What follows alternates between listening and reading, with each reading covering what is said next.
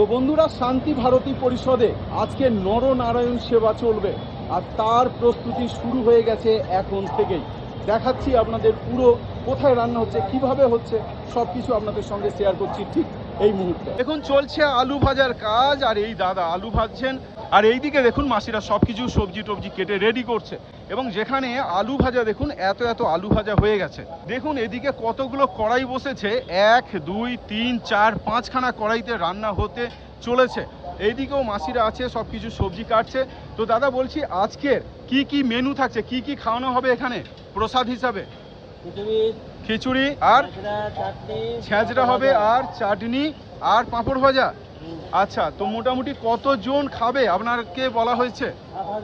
7,000 জন। তো 7,000 জন আজের খাবে, তার জন্য দেখুন এখানে চাল টাল কাজু কিশমিশ সব কিছু প্রচুর আনা হয়েছে। আর অনেক সবজি, প্রচুর সবজি এখানে আনা হয়েছে। দেখুন এদিকে ফুলকপি কত করে কাটা হয়েছে, আলু কুমড়ো সব রকম। এদিকে দেখুন সমস্ত সবজি আনা হয়েছে।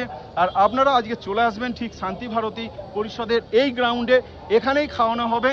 তো বন্ধুরা, দলে দলে যোগদান করুন আজকে সন্ধ্যাবেলায় এই শান্তি ভারতী পরিষদের এই মাঠে।